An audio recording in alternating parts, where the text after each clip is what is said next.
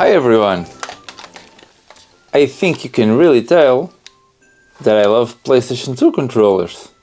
So, what I have here is a list of 6 non-working ones. This blue one, it's fully working and the X button is a bit weak, but I don't really know what's happening with all the rest because I haven't tested them yet. So, let's do it!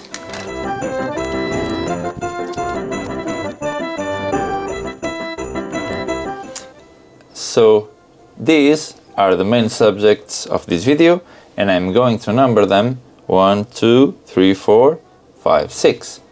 Let's put some stickers on them.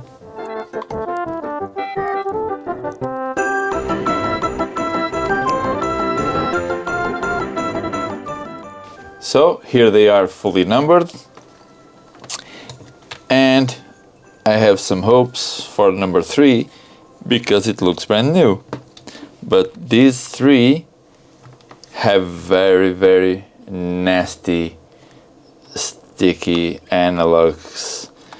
Ugh, terrible.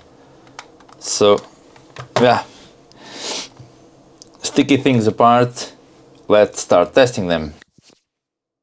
So I know this controller is fully working, but the X button, as you can see, it's not that pressure sensitive as the other ones. I can easily go to 255 with all the buttons, except with X. Sometimes I can do it, sometimes I can't. So this controller had a new membrane from Aliexpress more or less a year ago, and I'm betting there's something wrong with that membrane. Now that I use this controller to navigate to the software, let's test all the other 5. Next in the list is controller number 2, the silver one. It has some tape on the cable. I don't know if there's previous repairs. So, okay, it's detected, but it's going a bit crazy with some of the values. Okay, R1, L1 are not working. R2 is very weak. Directional buttons are dead. Start button works, but select don't. Okay, I can't test the vibration, and some of the buttons are going nuts. So I'm betting in a membrane problem, and those membrane problems are usually my favorite. So controller number 2, I think it's a membrane problem. Let's test controller number 3.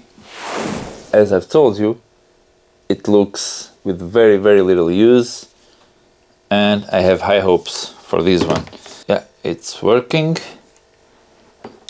When you press right, all the buttons are pressed simultaneously, and start works, select works, no vibration, but yeah, no buttons working except for the right button, yeah, and select and start. Look at that, it presses everything all at once. So I'm betting on a membrane problem too for controller number 3. Let's now test controller number 4. It's in a mid rough shape, something between number 3 and numbers 5 and 6. Let's see how it behaves. It has been detected. It has some crazy... yeah, these top buttons are stuck. I think they were badly assembled. Yeah, all these 4 buttons are stuck. There's something wrong in here. And none of the buttons are reacting correctly. No vibration also. I don't know about this one because it has some weird values.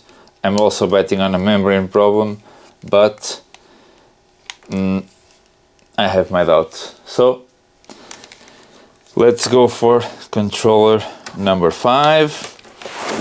So let's test controller number 5, the sticky one.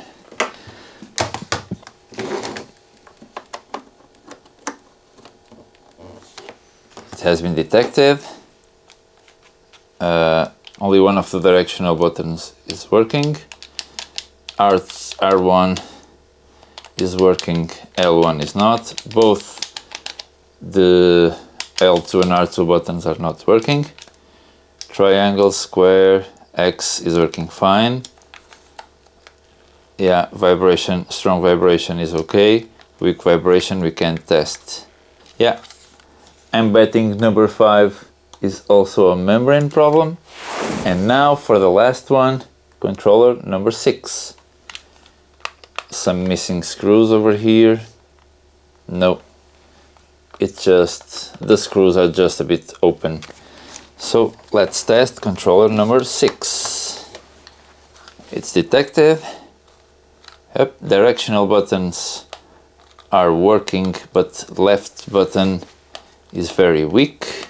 I think it's because the screws are not properly screwed.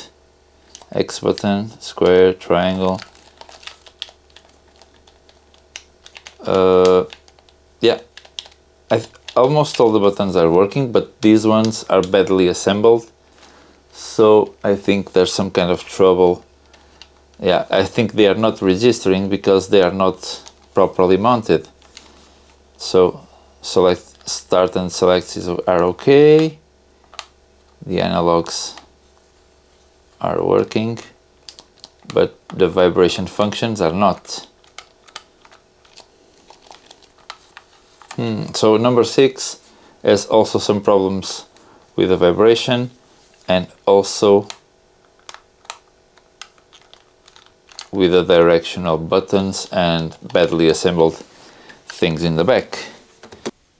All in all, I'm not very disappointed with these controllers because I think most of them are easy fixes. Some of them don't respond to vibration, and that's something we need to investigate, but I think most of them will be membrane related problems. So let's start opening them and see what we can do to fix them. Let's go. So let's take a look at controller number 1.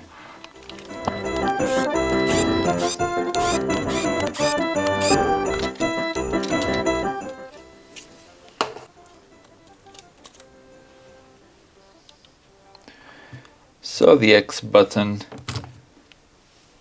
was the one failing. Let's just see if it's a matter of giving it a good clean. Let's have a look at the membrane.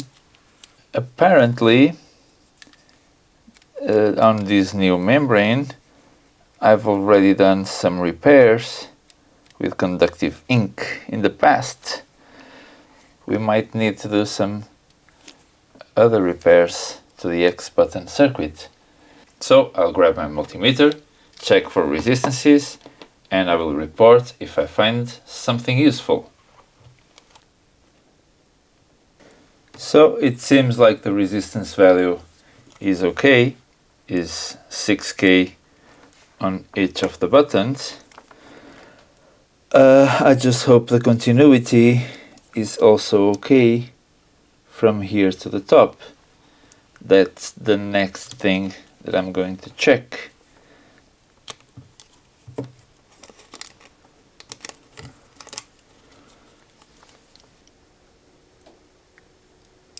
Okay, 50 ohms. Yeah, it's more or less the same value. I'll just clean the contacts and give it a good clean to the X button pad and retest just to see if there's some dirt over this rubber. I'll just use a very slight damp cotton swab just to clean on the membrane and to clean on the contacts. Give a clean on the contacts, make them shiny again with a fiberglass pen. Just a slight rub not to damage the pins. So now let's put the membrane back in its place, reassemble the controller and test if our contact on the X button is improved and if I can do my double jumps on Jack and Dexter again. Let's test if the X button is now performing at its best. This is still a bit fiddly, so what I'll do is to reverse this membrane and see if it makes any difference.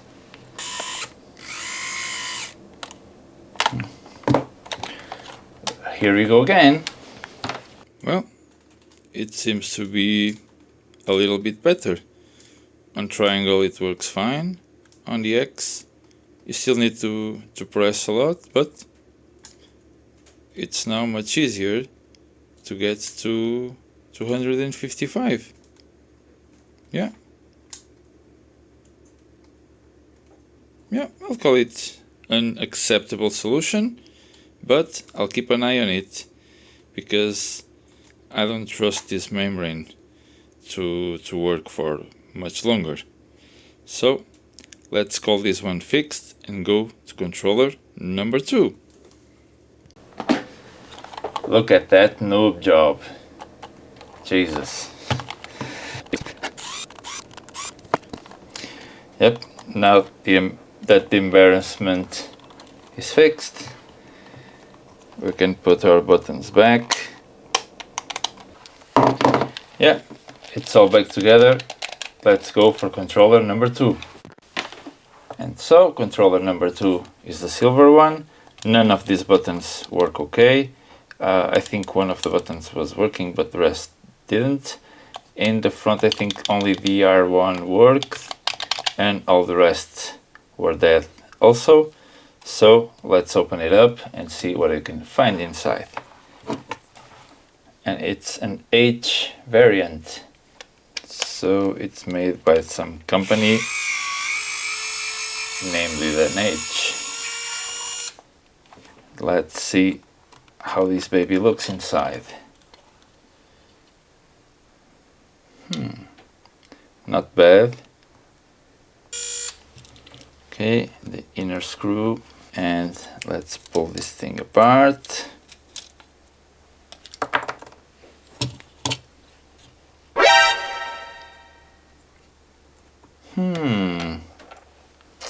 So this one has been opened before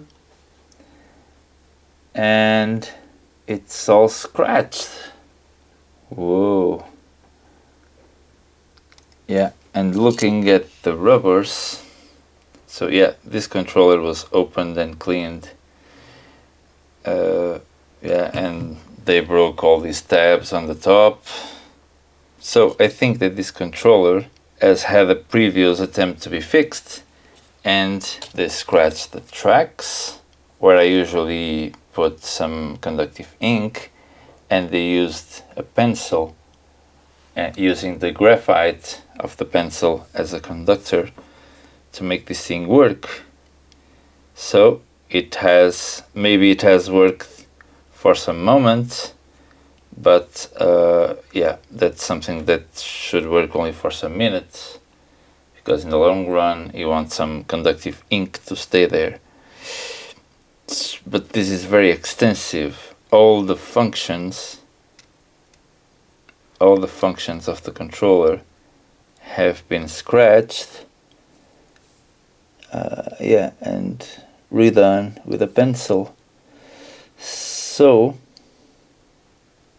I will not scratch anything, and I'll check with a multimeter the values of each track, and I think I will just clean and put the conductive ink directly over these scratched pads.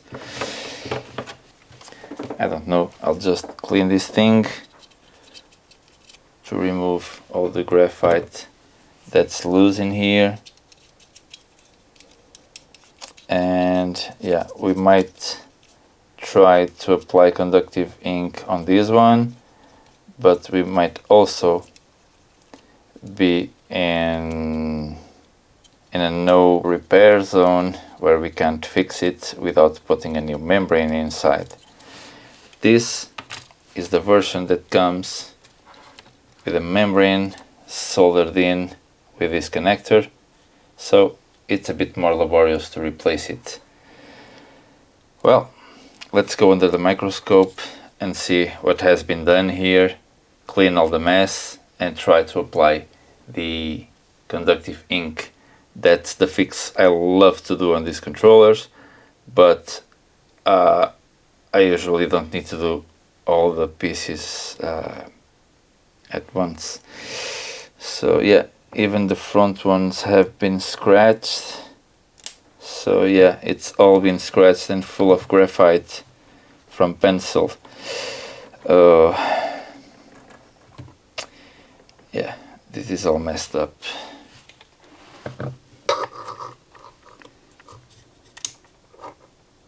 Ooh, this is deep damage.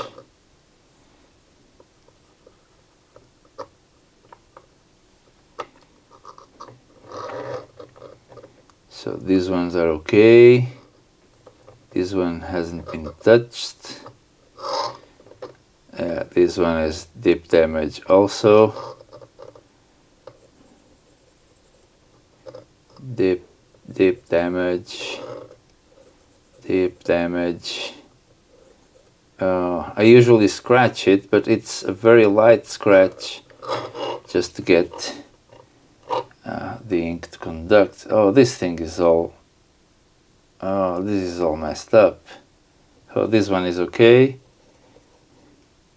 But this one, it's all cut through the material. Ouch. And yeah, they even cut the contact pad. So yeah, we might have the resistance values altered, and we might not get any good result. Oh, look at that.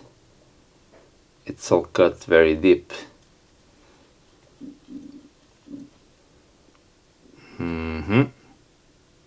Some very deep cuts over here also.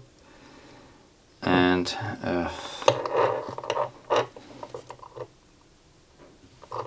some more. Some more. Some more. This one looks absolutely butchered. Look at that. These directional buttons all very, very much damaged. Very much damaged. And yeah, let's see if I can do something with a conductive ink on all the pads. Whew. This one will be a laborious task. So let's get my conductive ink and start working. So the conductive ink that I usually use is this body paint. Yeah, I bought one that is copper, colored, that I don't like, and I don't think they work well on membranes. And the one that I usually use, the ones that I usually have, are these ones with black ink. Okay, these are conductive pens. You can buy them on Aliexpress for pretty cheap, and I usually don't use them directly over the membrane. I usually do a small puddle here on the rubber mat, and I use the tip of the pen to deposit small parts of it in the beginning and in the end of each of these pads on the membranes. Well, I'll try to show you as best as I can my process for that, so you can try to repair your own controllers if you want to. I'm not telling you this is the best way to do it, but this is the way I've found more successful for myself. Okay, I have a lot of controllers repaired this way, play with them regularly, and I don't even know which ones have which fix. So yeah, it's been okay, as long as you let the ink dry properly for some 10 or 15, 20 minutes. Well, you need to let it dry completely. So you give it a good mix and you start, eventually the ink will start to come out of the pan and you'll start to have a small puddle of fresh ink on your rubber mat. And now that you have this small bubble of ink, it's just a matter of putting a small piece of it,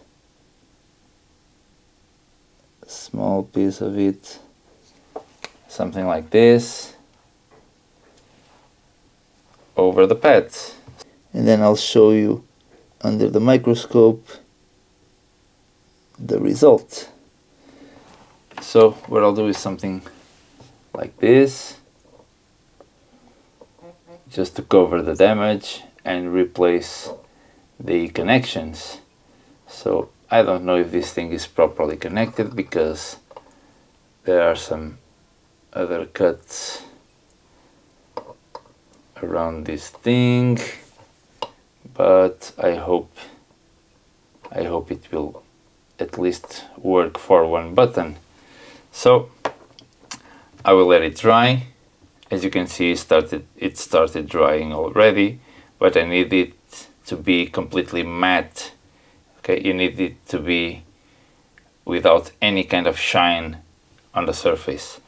After you wait for that, it will be very conductive, and I think it will fix at least that button. So let's wait.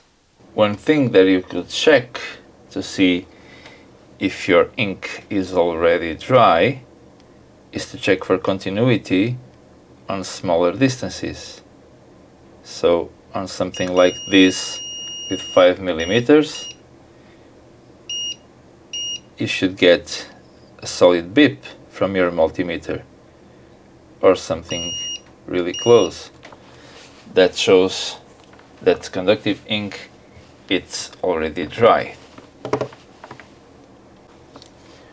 So the first one is done. Let's do all the rest, but I will show one under the microscope and then I'll speed through the process. So I will only bore myself with that. Let's go. Making my puddle of conductive ink, and let's go under the microscope. So the process is as simple as this: to put a small line over the damage up to the trace that you want to fix, and pray that it makes a good connection on that scratched stuff. So let's do another one like this.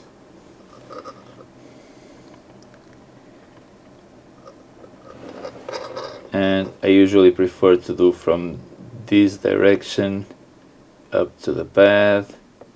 Oh, this time I didn't grab any ink. I'll keep making new puddles just to get fresh material out, and do something like this, and hope that this will give a good connection. As you can see, it helps to have a good amount of ink over the pad and let it dry like that, so it will give a good strong connection. I might put some more conductive ink over this one and see if it helps. But yeah, it's just as simple as that. So I'll speed through the process and then we can test this thing if it works. So let's go. I've done all these three, but maybe this one has too much ink. If that happens, it's a pain in the ass because you need to scratch it off. So it's always better to go as conservative as possible, not to put too many ink over the pads.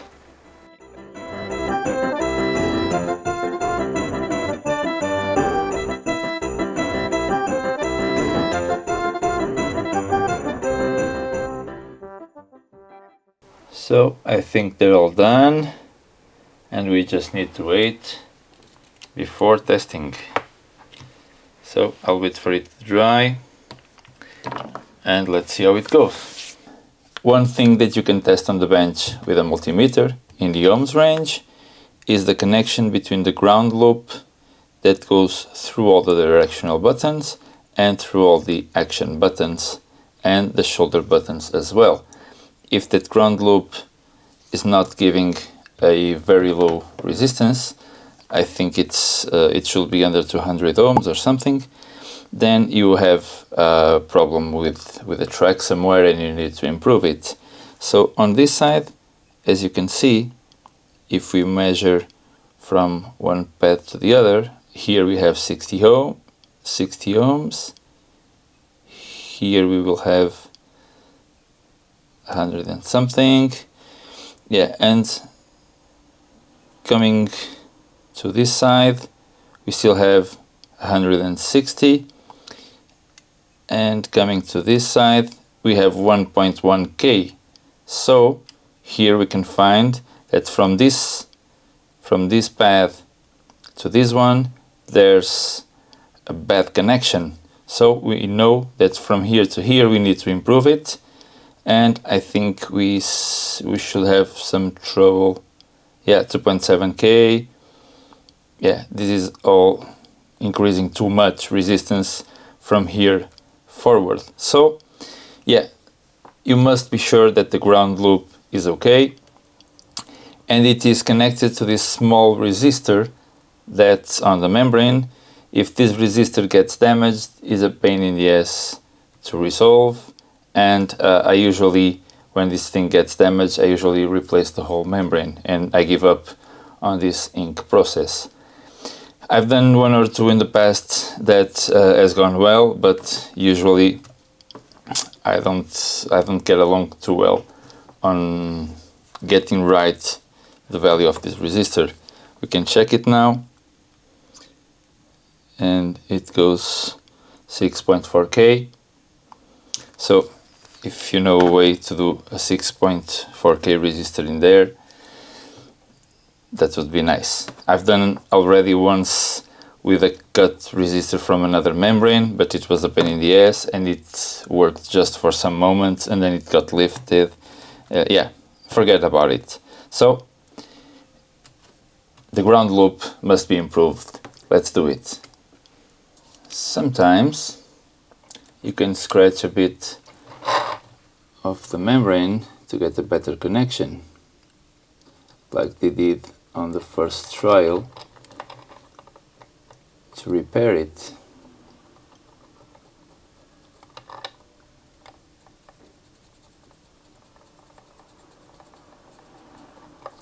But something like this, very slightly. I'll leave this one like this and I'll put new ink over it.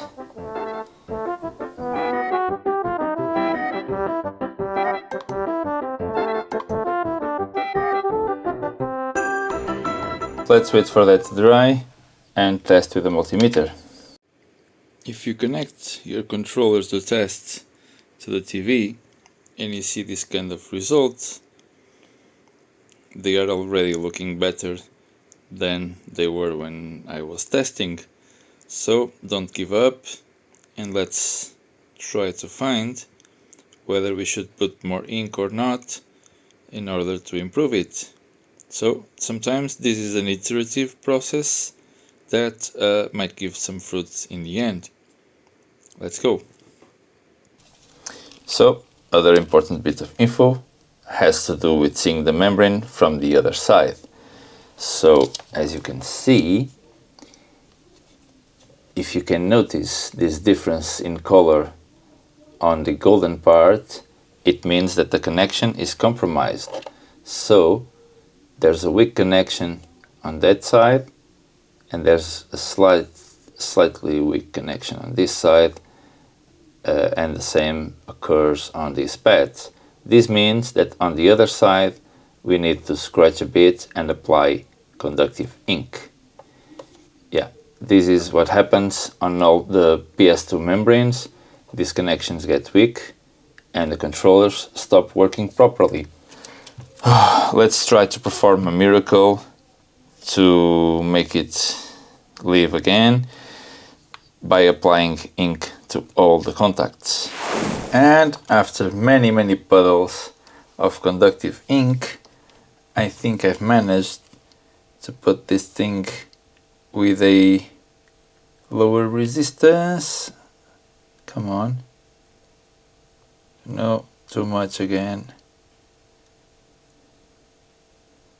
Okay, 57 ohms. And here 60. Here 92 ohms. So this thing is looking promising. Let's go to the PlayStation and test it. Look. X, square, circle. Okay, triangle is hard, but the directional buttons are working. Look, I'm pressing them on the underside. Whoa, only the triangle is failing. Oh, fantastic. Look, circle, X. This crazy membrane is coming back to life. So, yeah, fixing the ground plane helped a lot. Let's just fix the triangle and then see the shoulder buttons as well. Let's go!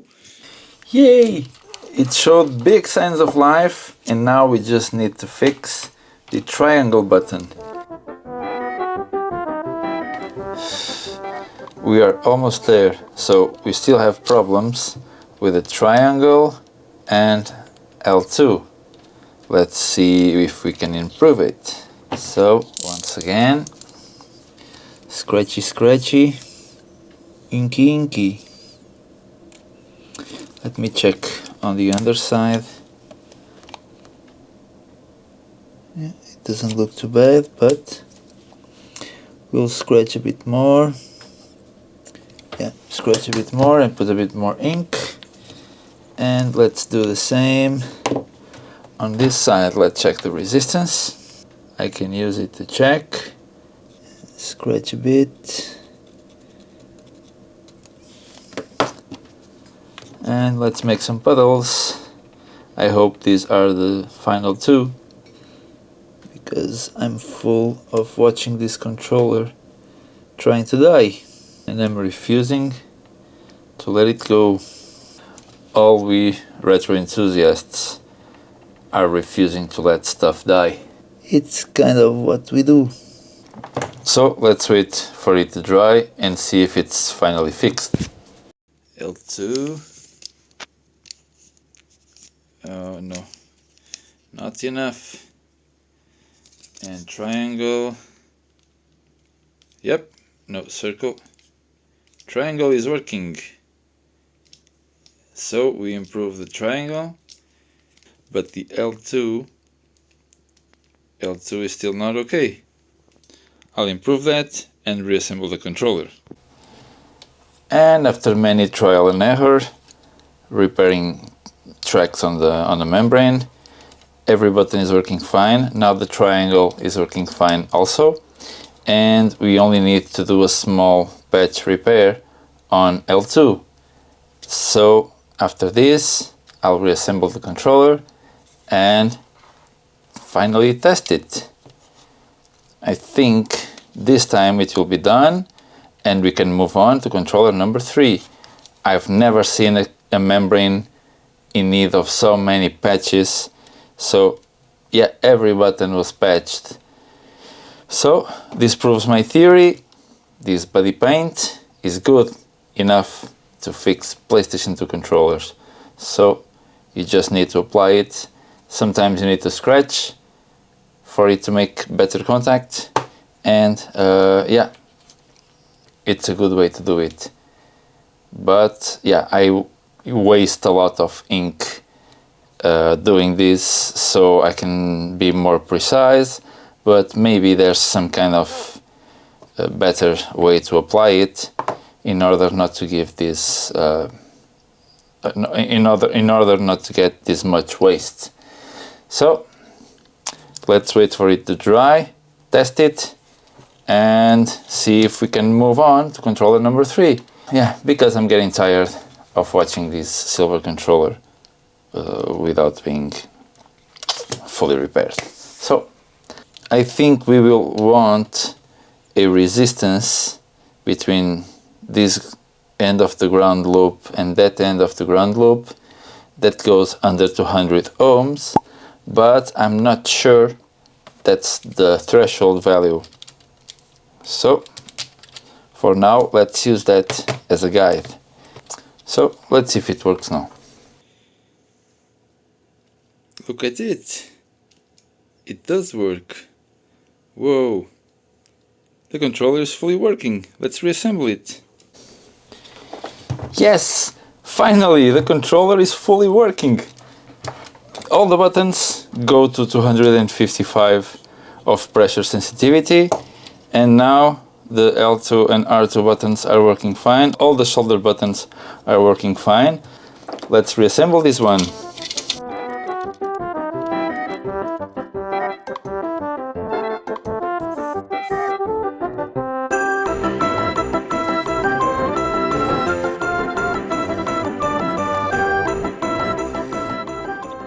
And here it goes.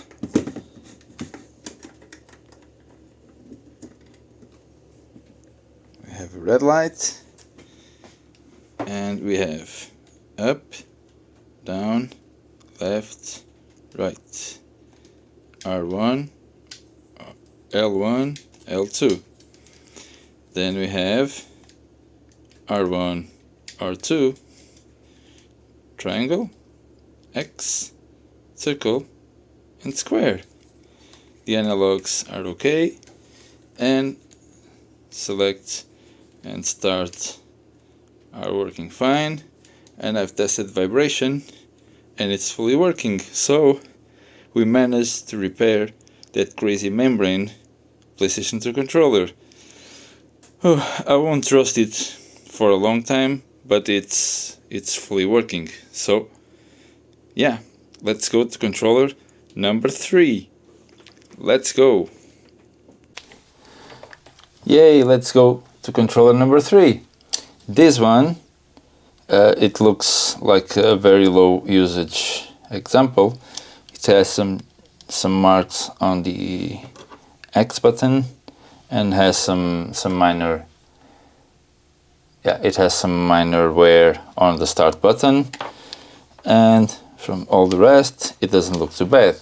This is an H variant also, made by Hosiden. So this one had no working buttons, and when you press the right button, it presses all the buttons at once. So I don't know what that means. I suspect membrane as well. So let's take it apart and see if we can find anything suspicious.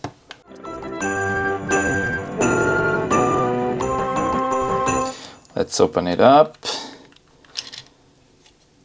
Yep, it's the same variant.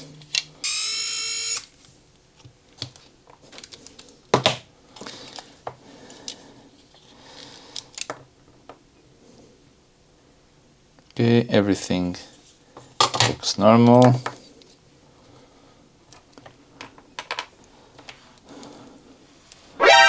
Oh, somebody already tried to repair this membrane as well. Come on. Flamingo. Why?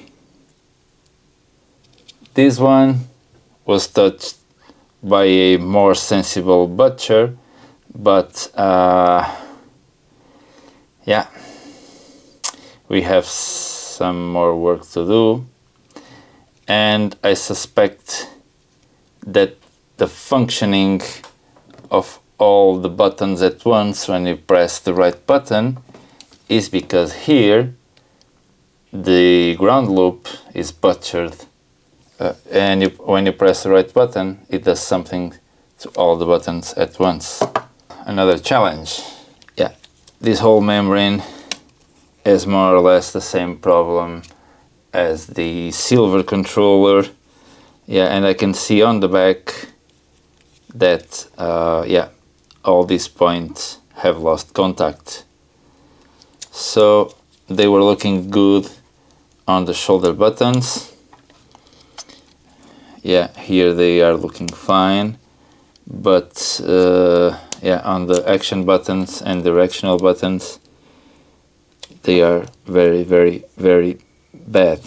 Let's patch all the buttons and I'll show you the finished result. Let's go. This is the before. Yeah, this controller was butchered in trying to fix it, maybe with some kind of pencil or something. Yeah, we can see the resistor there, and if I turn the membrane upside down you can see that the metal contacts are interrupted. They should be a continuous silver line and they're not. That's another giant job. Let's do it.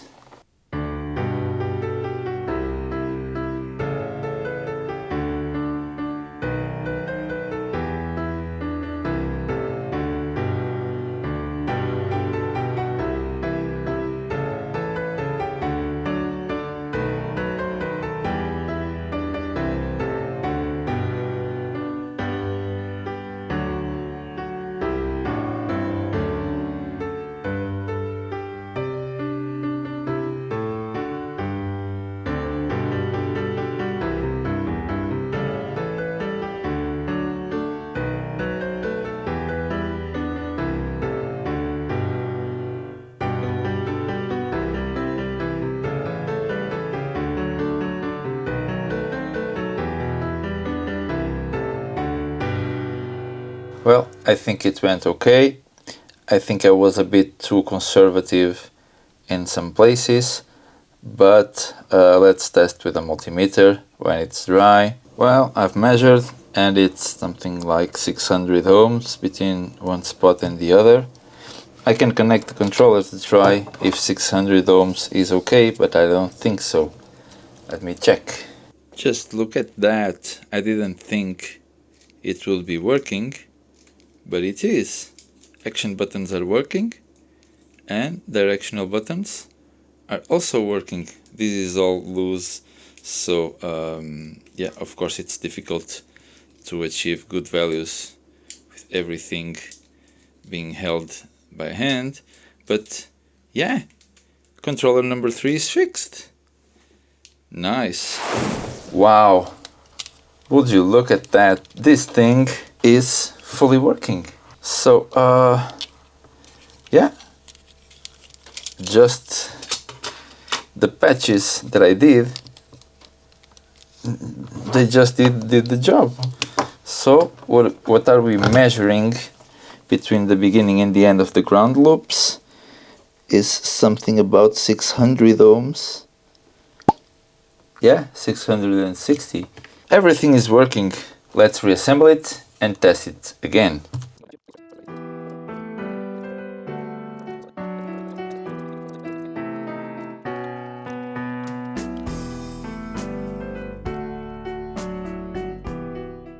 So here we have controller number 3. Everything is at zeros, up, down, left, right. Select and start. Square, triangle, circle, X. And now to test vibration. Weak vibration works well, strong vibration works well. So controller number 3 is fixed. I was not expecting that 600 ohms value to work, but yay, it works. Let's go to controller number 4. Yeah, that controller number 3 was nice.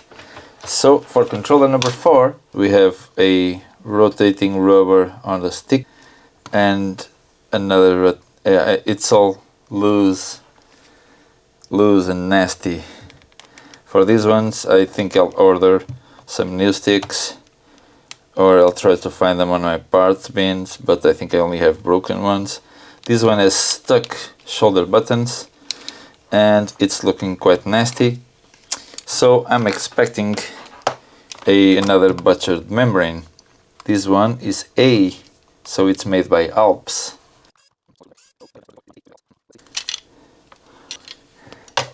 Okay, it's one of those with these contacts held by pressure against the board, and we already have some damage. Yeah, this thing is slightly broken in one side. That's why this button was stuck, probably.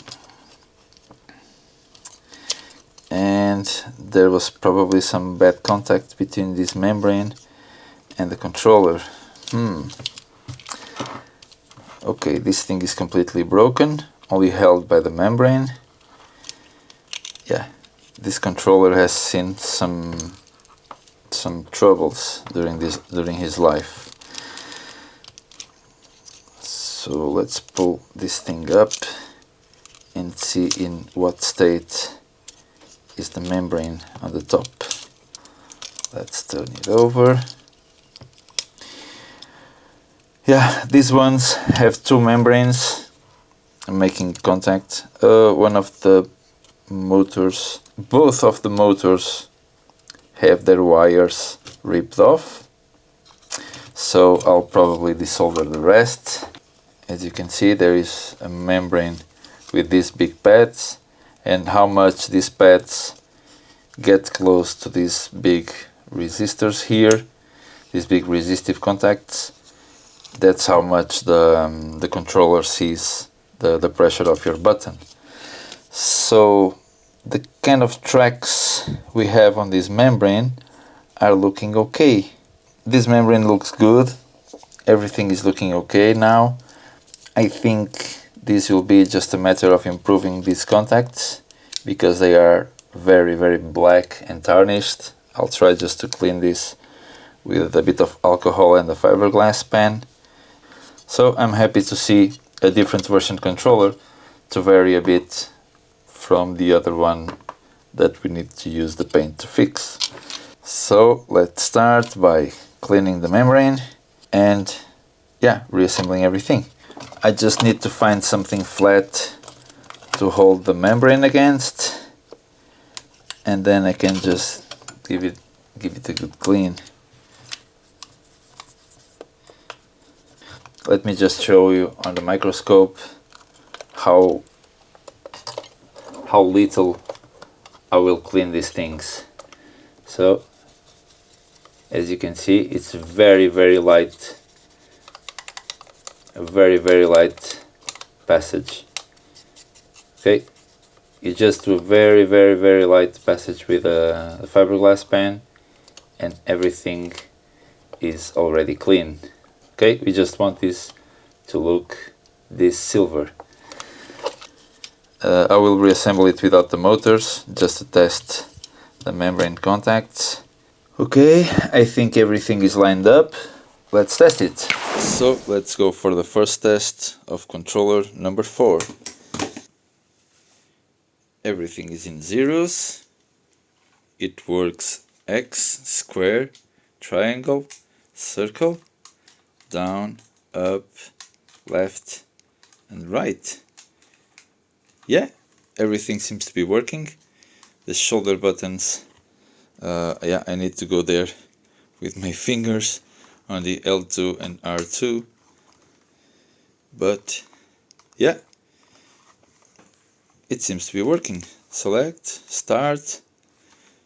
Yeah, I think we fixed it. Maybe those contacts were not pressing well against the right place, and it was just that. So let's put the motors on and see if they vibrate. Let's test the vibration. Yeah, with some rumble noise. Yeah, the light vibration is working fine. and the strong vibration is also working.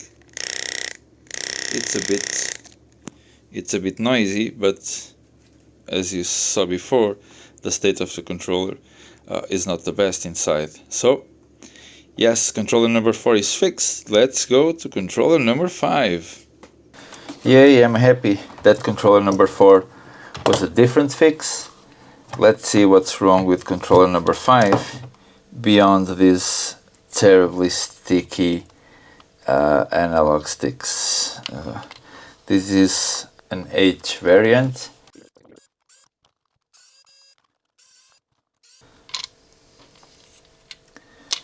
Well, lots of cheese or whatever this thing is all around. What? There's lots of hair on the motors and no signs of pencil. No signs of pencil. Let's remove this screw and see how much pencil do we have on the top. And see, none. Whoa, on this very dirty, yeah, I need to clean this thing. On this very dirty controller, nobody tried to butcher the membrane. Yay! But I suspect that some buttons are not working. And yes, they aren't, because there's no connection on the membrane. So yeah, that's another one that we will fix with conductive ink. But first, we'll give it a bath.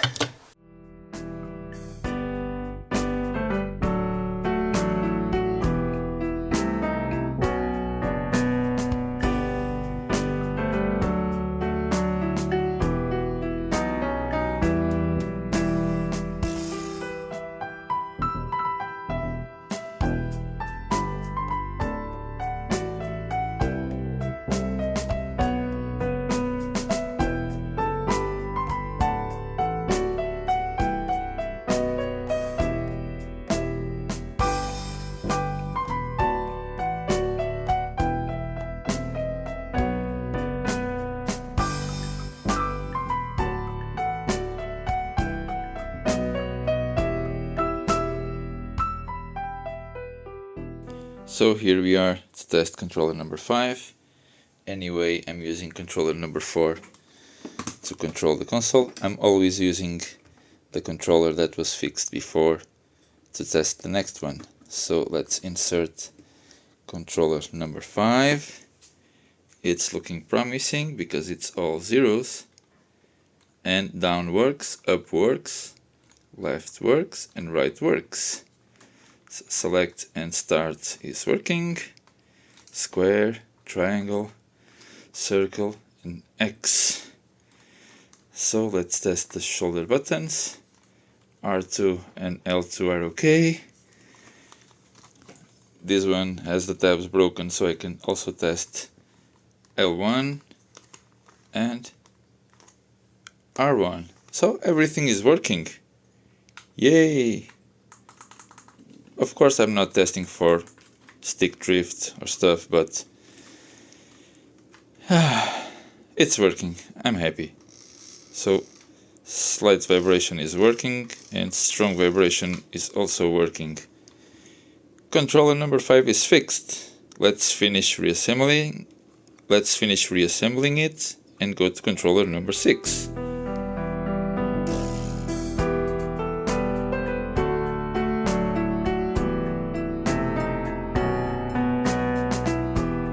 Here we have the last controller of this video. Let's see if this is a quick fix as the number 5 was. So this one is also been partially disassembled, I think, because it comes with some loose parts. But let's see. Yep, there's missing posts here and here.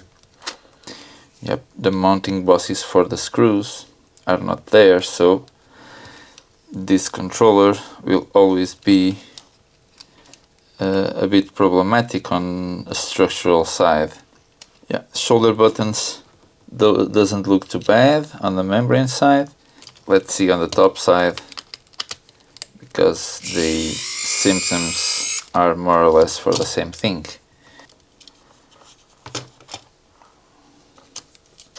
So this one has not been butchered also, so it looks good from the top side. But if we lift it and look on the underside, it's almost good, but it's almost good. There's just one button that's interrupted. So the only thing that's wrong with this controller is the left and right buttons that are not working, and both vibrations. I got no vibration on any of the motors, but up and down are working, and everything seems to be working well. So we might have a different problem here. Let's investigate. This is one of those moments where I'm ashamed to tell you that I've checked the vibration motor transistors, I replaced them, and checked everything but the cause of the problem. Yep, you guessed it, a broken wire, specifically the 7-volt voltage carrier for the vibration motors. So I'll spare you the countless hours of nonsense, the painstaking difficulty of soldering a PlayStation 2 cable. Those who tried it know how hard it is, but I'm pretty sure that in the next time I'll just jumper the broken wire somehow. So I will show you the process from the cable replacement and membrane repair onwards. Let's go. I'll just show you one extra thing that I'll need to do, because sometimes I still feel this analog controller touching the cable. So what I'll do here, I'll just pull the wire away from the analog stick. Let me see if I can zoom in and show you in a better way. So I'll pull it away from the analog stick, and I'll put a blob of hot glue in there, and I'll let it dry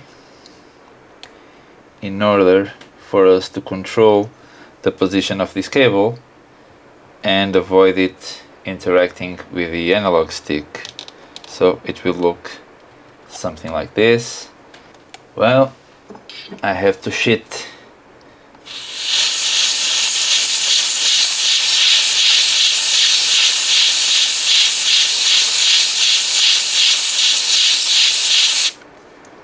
Haha. It worked. Look, blob of glue. The wire is far away from the analog stick. It doesn't touch anymore. Yay! I'll reassemble the rest and show you the test on the console itself. Yay! Controller number 6 is fixed. I can do my double jumps and stuff in Jack and Dexter. Whoops. But everything is working perfectly, so I'm happy. Look, controller number 6. It's working.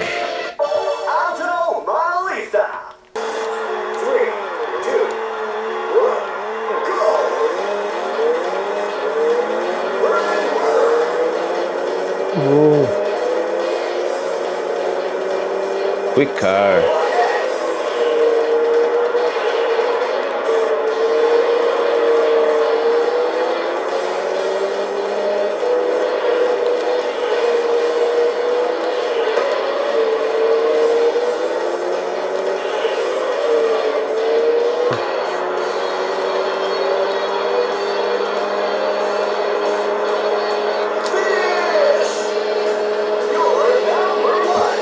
Yeah, the controller is working fine. We can win races with it. So I'm happy. Let's wrap things up. Yes! 6 controllers fixed. We did it. So the sixth one almost gave me a stroke, but here they are, all 6 controllers ready to play some games. So because this video is taking too long, I'm just going to wish you a Merry Christmas, have a Happy New Year if we don't see each other sooner than that. And yeah, I'm very sad to say that Ben Verstig from Byte Light has passed away.